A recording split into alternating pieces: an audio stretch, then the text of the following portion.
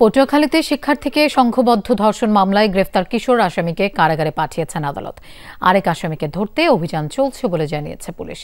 দুই আসামি বয়সে কিশোর বলে জানিয়েছেন কর্মকর্তারা।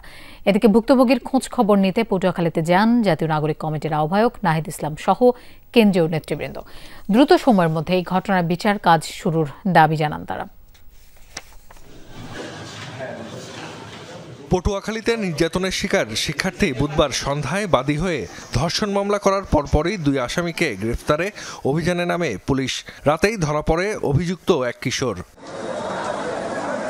বৃহস্পতিবার দুপুরে গ্রেপ্তারকৃত আসামিকে আদালতে হাজির করে 4 দিনের রিমান্ড আবেদন করে পুলিশ। শুনানির তারিখ পরে নির্ধারণ হবে জানিয়ে আসামিকে কারাগারে পাঠানোর নির্দেশ দেন বিচারক। হাজিরের মাধ্যমে কোর্টে সুপর্দ জেলখানায় পাঠানো হয়েছে। গ্রেফতার হবে ইনশাআল্লাহ, আমরা চেষ্টা চলতেছে।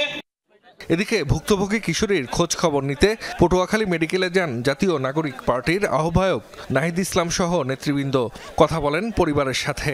এছাড়া বৈঠক করেন হাসপাতালের তত্ত্বাবধায়ক, জেলা প্রশাসক ও পুলিশ সুপারের সাথে। পরে সংবাদ সম্মেলনে বক্তব্য দেন নাহিদ ইসলাম।